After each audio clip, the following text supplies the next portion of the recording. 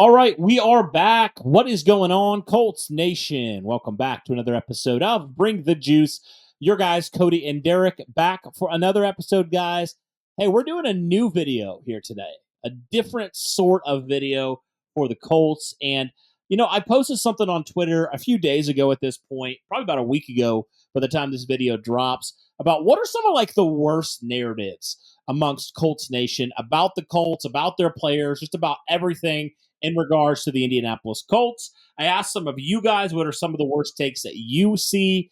And so I wanted to kind of read some of those and react to some of those here today, Derek, and kind of post one of those narratives and then kind of have a discussion about it. And we picked 5 of them today. There were more. We'll probably get to those at some point. So if you guys have any more, be sure to drop them on that Twitter post. If you're not sure, I did comment and quote that. So be sure to go check that one out. If you haven't already, comment some of those and maybe we'll talk about yours. But Derek, I wanted to kind of talk about this real quick. But before we do that, just want to remind everybody this episode is presented by Prize Picks. Be sure to hop over to prizepicks.com today or use their mobile app. And when you sign up, use the code BTJ for a $100 deposit match. So, Derek, with that being said, I actually wanted to start by talking about one that I put in there, and I think we've talked about before. And also, I think one more person added a part to this take as well. And it's Alec Pierce is a drop machine and or can't get open. What are your thoughts about that one? Yeah, I talked to you about it. I don't remember what video it was on, but we talked about it, and I said the same exact comment that I'm going to talk about now. It goes back to the first game that Alec Pierce played in as a rookie. And from that moment forward, fans have been unable to get it through to themselves that Alec Pierce is an okay wide receiver, that he dropped 2 touchdown passes in that game against Houston, the one we tied them. And then ever since then, the narrative is Alec Pierce is a drop machine. That's just simply not true. Alec Pierce, I think you said last year, only had 3 drops. So that's clearly not a true statement that Alec Pierce is a drop machine. It's just simply not the case. Alec Pierce had a few drop issues early in his career, but a lot of young wide receivers tend to have that as an issue. So I'm not a person that is looking too highly into it. As far as the can't get open thing, that mainly just comes as they can't create separation on some of the routes they run. Well, the thing is Alec Pierce, a lot of times, some of the routes he runs is only meant for him to be open if the defense allows him to be. They're not asking him a lot of times to, create his own separation and, do things like that with the best wide receivers in route running do. A lot of times it's verticals. A lot of times it's drags. A lot of times it's seam routes, things like that he uses his speed to get open. And yes, he can get open. I mean, again, it's just a matter of the fact that last year we mentioned it several times already. Gardner Minshew a lot of times just did not see Alec Pierce or did not throw the ball to Alec Pierce when he was actually open. So at the end of the day, there's only so much you can do as Alec Pierce can. And the great thing with Alec Pierce is he's only entering his 3rd year as a wide receiver, still an insanely young wide receiver, more time to develop, more time to learn, more time to be in this system. He's getting more and more comfortable. I will look to see more of what we see this year with Alec Pierce and then start looking at him and seeing if there's more to the narrative of, him being a drop machine or can't get open. Shout out to @all_Indy. He included that as well, Derek. He was saying what you were saying, so that's why I kind of combined my take with his as well, because I think they're one and the same, where people saying things based off of certain things that maybe have happened in the past. And he even added the point about how he was open a lot, but Minshew didn't really look his way a lot. So definitely appreciate that one. Another one here talking about Alec Pierce. So we got two Alec Pierce ones in here as well. This one talking about, Derek, the fact that a lot of people are kind of dismissing Alec Pierce, right? With the addition of A.D. Mitchell in the draft, a lot of people saying Alec Pierce is not going to do a whole lot. He's not going to be a part of this offense and things like that. And by the way, shout out old Colts fan Wyatt Law on Twitter. He's the one that kind of brought this point up. But Derek, I think that's a fair point. And he added even a little bit more for context. He's talking about how, he's a better wide receiver than most fans give him credit for, and he's a really good blocker at this point. He's a lot better than A.D. Mitchell at this point, and that's a factor. That's important. So what are your thoughts here on kind of this narrative about Alec Pierce kind of being dismissed out of the Colts offense by a lot of people with that addition of Mitchell in the draft? Yeah, I mean, again, just like anything else, he's obviously going to have a couple of his snaps taken away by Adonai Mitchell, no doubt about it.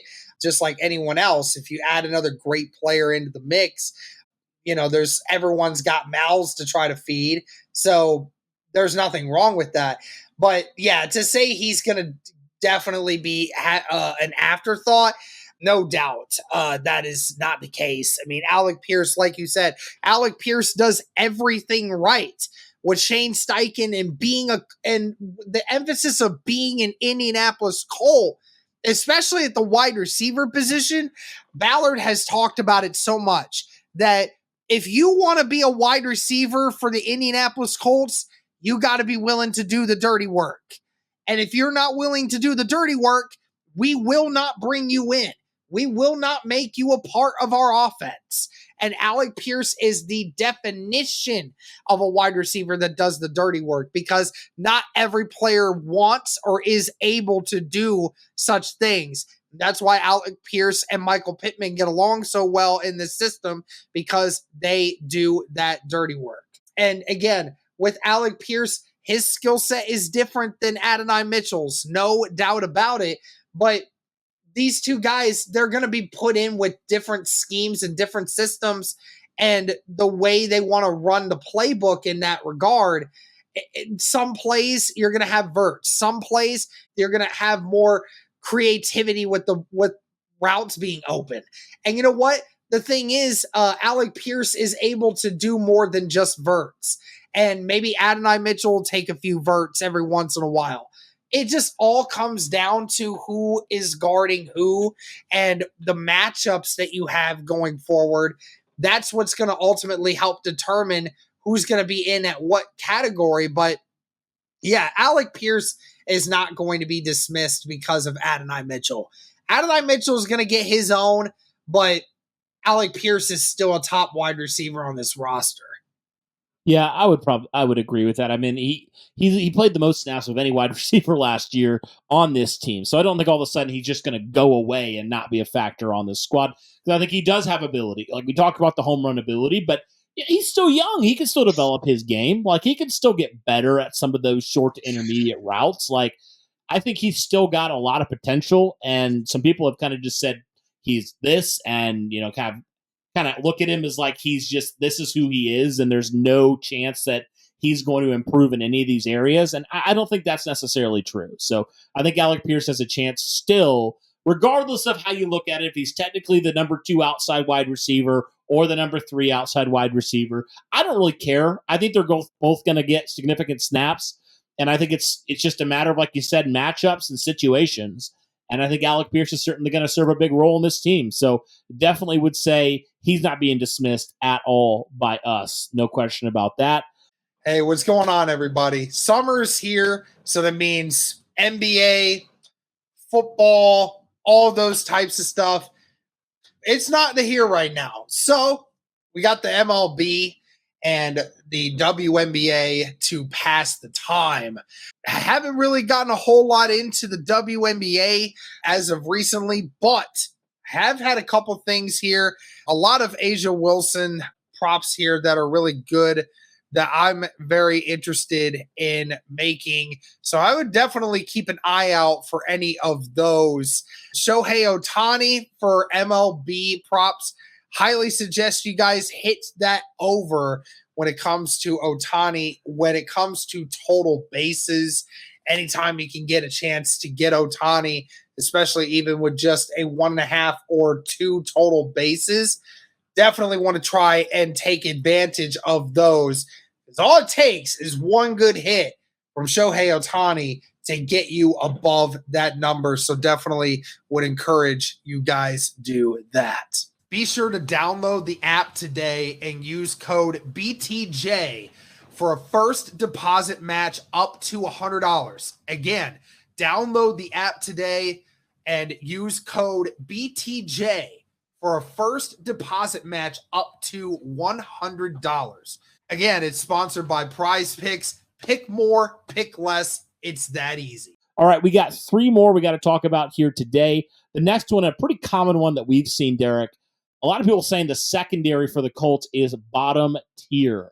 What are your thoughts on that one when it comes to what people are saying about this secondary? Because, I mean, we've seen people say the Colts might have one of, if not the worst secondaries in the NFL. We've seen people take it even further, say this team might give up the most points or yards in NFL history. Like, I've seen people say that. So what are your thoughts on this take here from what people are saying about the secondary? Well, first of all, we got to define what bottom tier stands for, right? So that's what we got to first identify. So what are our parameters here, Cody? When we say bottom tier, what does that mean to you? I think I would say probably 25 to 32 kind of is where I would say roughly. Okay. Maybe not 25. That might be a little too high, but probably in the late 20s I would say to that. 30. Yeah. I don't know, 25. I look at last year. Like, okay, so let's think about it, right? There's 32 teams in the NFL. There's the top tier. Me personally, I think of it as this, like your top 10, that's your top tier.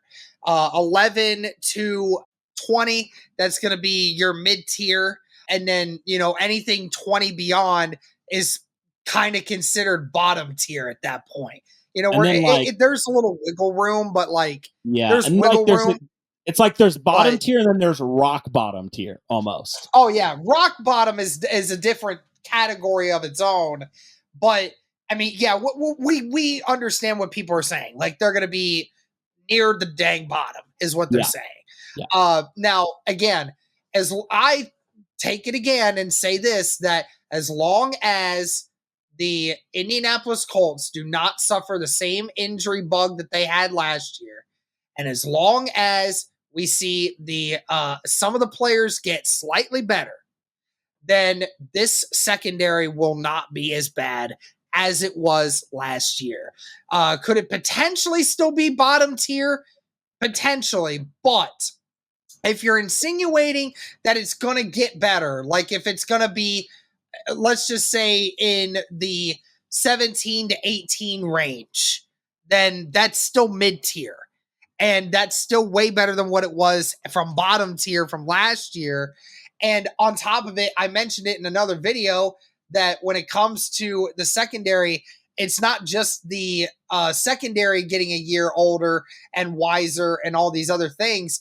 The defensive line for the Indianapolis Colts is also improving from this last year. So I don't think that there's a situation you can look at and say, oh yeah, they're 100% going to be worse than what they were before. So I think that the narrative of they're going to be the bottom tier of the bottom tier is it's ridiculous. It's just closed-minded people. Yeah, just for reference, Derek, because we were talking about just a secondary, Colts were 16th in the NFL in terms of total passing yards allowed. Now, again, I know you talk about some of those statistics a little bit more, and it's a little bit worse than that. But, yeah, I think there is a good chance that this secondary is maybe outside of that bottom tier. Like, I could see a realistic thing because, I mean, you did take that risk, Derek, by basically running out rookies to run it, to figure it out.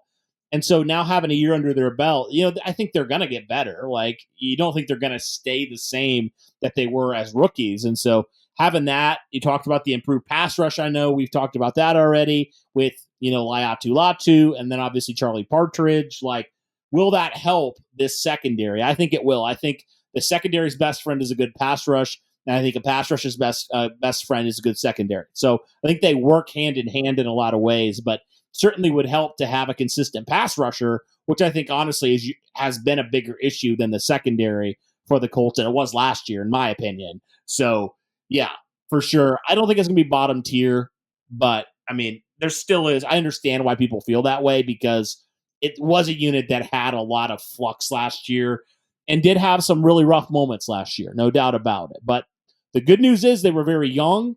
And so now you think with some more experience under their belt, they can only go up from here, hopefully. Hopefully that was kind of the bottom for them, and they can only get better from there. And you're returning a lot of guys that, have played together. So hopefully you have some of that chemistry as well with this secondary.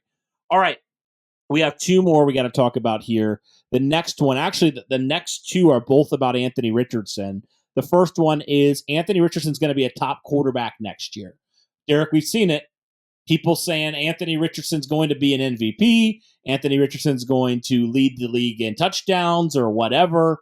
Like, and again, hear us when we say this. Like, we're not saying that we don't think Anthony Richardson could be a good quarterback. That is not what we're saying by disagreeing with this. I don't know if you agree with this, Derek, or not, but I just think it is kind of crazy that we have people. I understand Anthony Richardson. This guy, he's obviously a massive potential type of quarterback. Like, no doubt about it.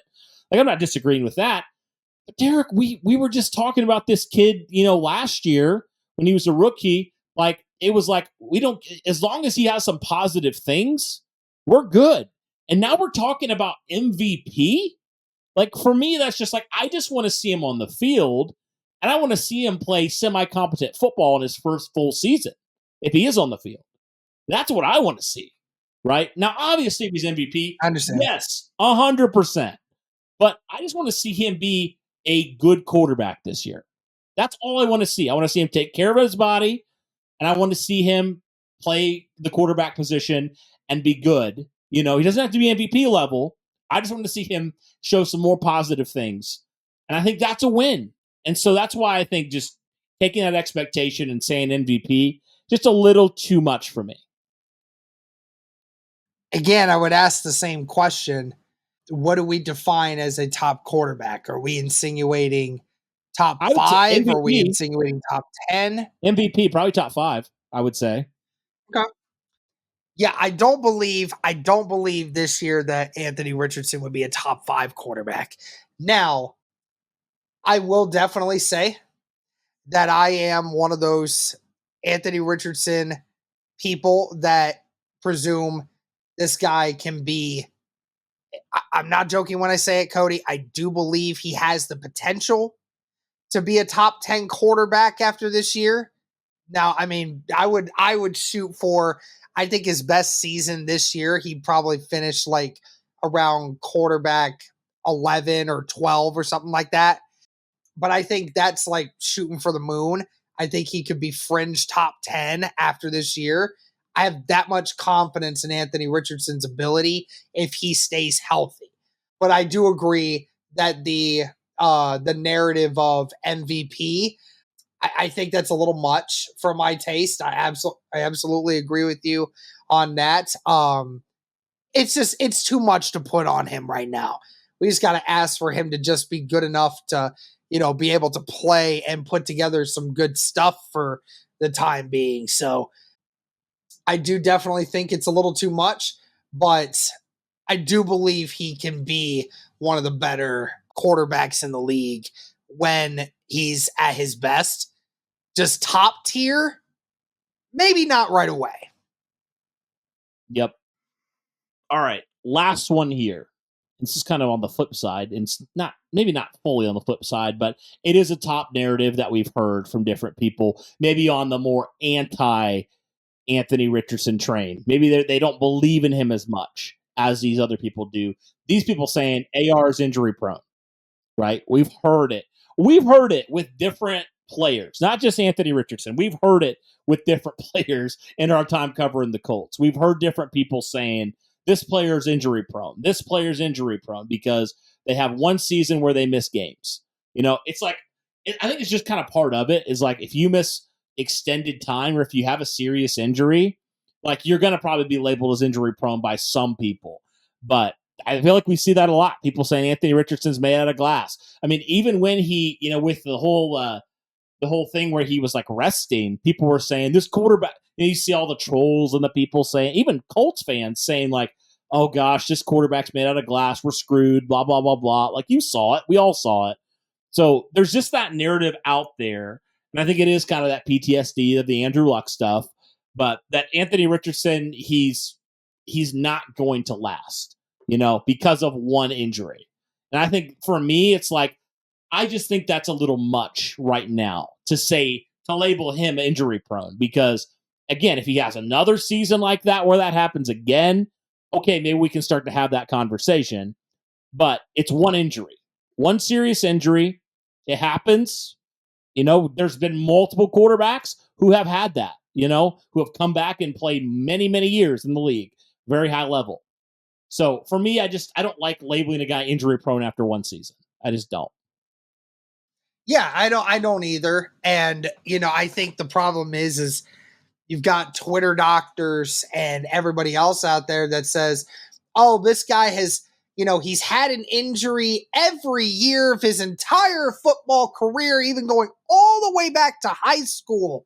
And it's like, how can you possibly not say this guy's injury prone when he's had to miss at least one game every single year of his entire career?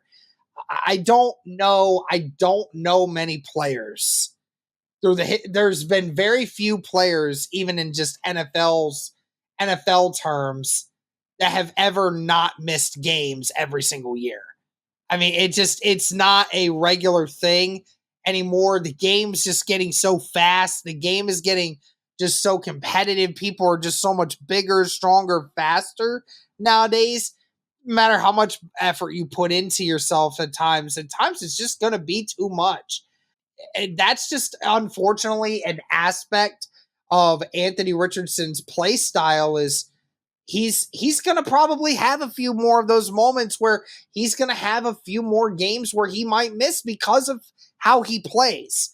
But to suggest that the guy is injury prone and that he can't stay on the field for more than a solid amount of time is just, it's asinine to say the least, because you're only using what happened this last year as reason to doubt that he has ability. Because again, nobody is using the arguments of him in college, him in high school. People are only saying that because he hurt his ankle in the first game of the season, which by the way, didn't end up leaving the game for more than 2 snaps. Okay. And then in that second game against Houston, where he got a concussion because unfortunately his head had whiplash, which is unfortunate because that happens a lot in the NFL. And then in that Rams game, even when his ankle got stepped on by Braden Smith, still played through the entirety of the game. And then to have that very unfortunate injury against the Tennessee Titans, I mean, it was unfortunate luck. And I know a lot of people, it's so hard for them to accept that there's luck, unfortunate luck that happens in games. Like everything has to be done for a reason. It doesn't. A lot of times things just happen because it's the way of the world. So just come off your high horse a little bit and just try to accept that maybe, just maybe, AR just had a stroke of bad luck, and this next year will not have to worry about the shoulder having that issue going forward. All right. Well, that does it, guys, here for our first official talking about the bad narratives that you guys even talked about, that you guys posted, just kind of reacting to some of those. Like I said earlier, we're going to probably do another one just kind of talking about some of these because there were more bad narratives that some of you guys said on Twitter. So if you are on Twitter or X, whatever you want to call it, be sure to hop over there and comment on my post, and we might react to your bad narrative in the next one. So that'll do it for this one, guys. Thank you so much for tuning in. We greatly appreciate it. And as always, guys, go Colts.